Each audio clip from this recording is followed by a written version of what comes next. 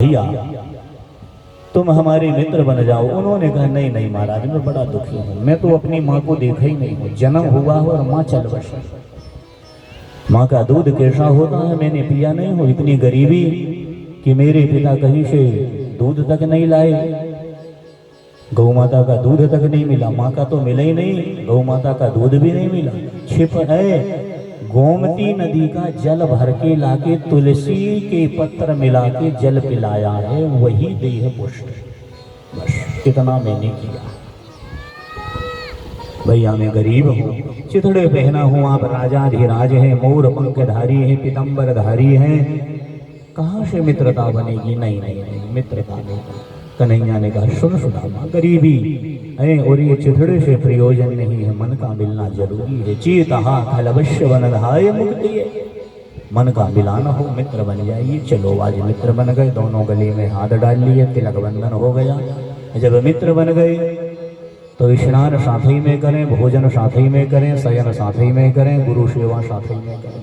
रोज की परंपरा बन गई, गुरु सेवा में लगे। मेरे प्रति ये सेवा चल रही, गुरु बाबा या ध्यान करा रहे हैं। आज क्या घटना घटती है, शांतिपन आश्रम के घर में जो ब्राह्मणी है उनने देखा कि सारी चीज रखी लेकिन चूल्हा जलाने को लकड़ी नहीं। नकाशी लकड़ी नहीं है, चूल्हा नहीं जलेगा, भोजन नहीं बनेगा।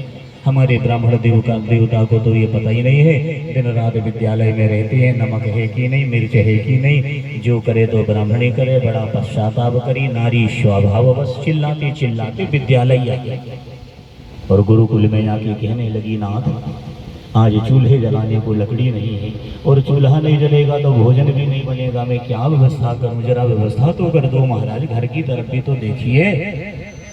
क्या यहाँ विद्यालय में ही लगे रहेंगे? ब्राह्मण ने कहा जा जा जा, घर को चली जा, ब्राह्मणी व्यवस्था बन जाएगी। अपनी कक्षा में आए हैं और गुरुदेव ने कहा है कि इतने विद्यार्थी हो, इतने विद्यार्थी में हमें आज 2 विद्यार्थी की आवश्यकता है जो लकड़ी लेने जंगल जाएंगे। कौन विद्यार्थी जाएंगे? तो कन्हैया जी ने सहमति देते हुए हाथ ऊपर कर दिया और सुदामा ने भी हाथ ऊपर कर दिया। बस बस बस 2 विद्यार्थी की जरूरत है। कहाँ जाओगे? बोले गुरु आदेश, जहाँ कहोगे जाएंगे। बोले किनारे के जंगल में जाना है, थोड़ी सी लकड़ी ले आइए। बोले जी गुरु जी आदेश।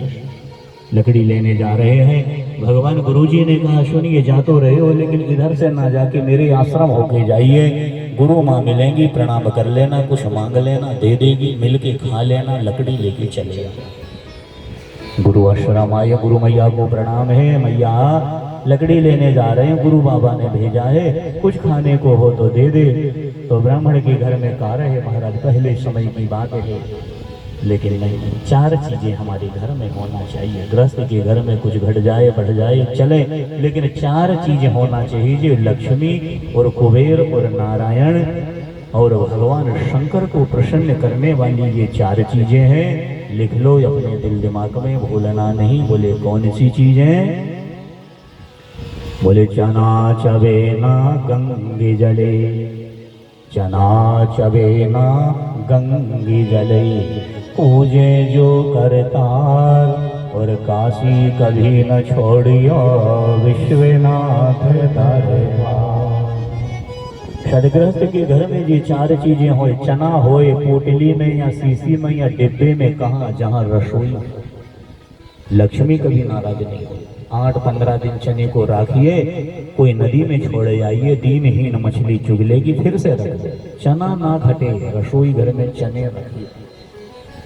पूजा घर में कपूर रखी रहे, गंगा जी का जल बना रहे और आंगने में जगह हो तो शिवलिंग बिठा लीजिए। ये 4 चीजें जहाँ है कोई दिक्कत कभी जीवन में नहीं आ सकती, ये गारंटी, ये शास्त्रों का निर्देश है।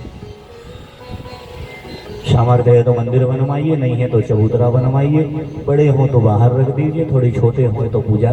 शिव जी हुए बेचारे इतने सरल हैं, बाहर रख दो, भीतर रख दो, खुले रख दो, लुढ़के भी रहे तो कृपा कर दो। लुढ़के फिरत महेश, लुढ़क भी जाना, जलहरी तो रहती है, ऐसे भी हो जाते हैं तो वो कृपा कर दो। इतने सरल है।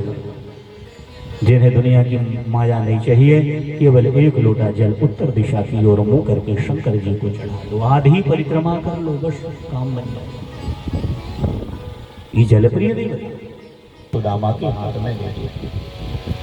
आगे कन्हैया है, पीछे सुदामा है। गुरु माँ ने कहा भैया ज्यादा दूर नहीं जाना, नहीं कांटे खोबड़ ना लगे, किनारे के जंगल से लकड़ी ले आना। बोले ठीक है गुरु माँ।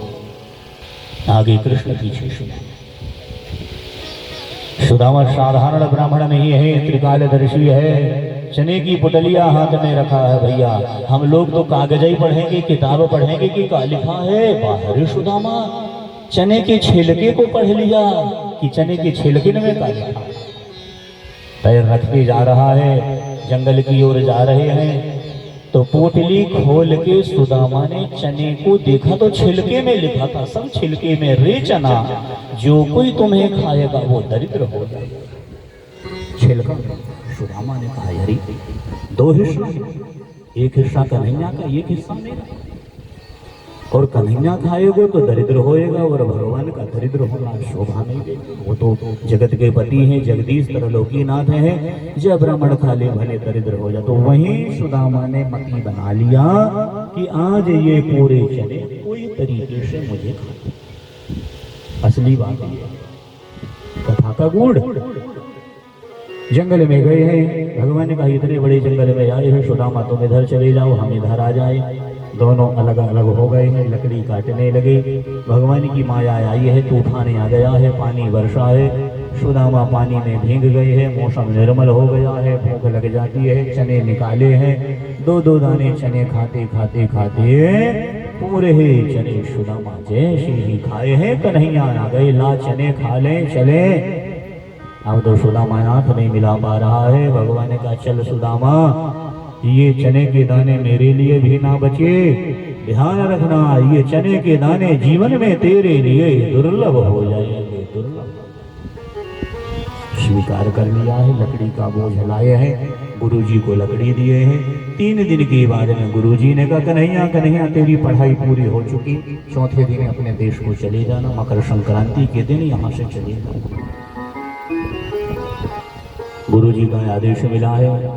चौथा दिन आया, मकर संक्रांति आई है। आज भगवान का 64वां दिन पढ़ाई का पूरा हुआ है। 64 कला भगवान को मिल गई हैं। भगवान ने कहा गुरुजी मैं आपके आश्रम में पढ़ा हूँ, गुरु दक्षिणा क्या हो? तो गुरुजी ने आंखें बंद किया, बोले दक्षिणा हम नहीं बताएंगे, हमारी पत्नी से पूछ लेना जाओ। मकर संक्रांति का दिन है, इसलिए हर विद्यार्थी को चाहिए कि गीता का 11वां अध्याय का दर्शन करें, गीता का 11वां अध्याय पढ़े।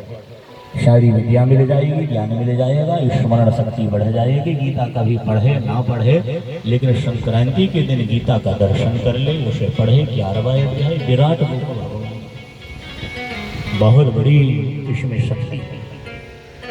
आज कन्हैया जी ने कहा गुरु माँ 64 दिन पूरे हो गए हैं, विद्या अध्ययन पूरा हो गया, हम घर जा ही रहे हैं। गुरु जी ने कहा है दक्षिणा, तो गुरु दक्षिणा क्या होगी? अरे राम राम जैसे दक्षिणा शब्द आया है।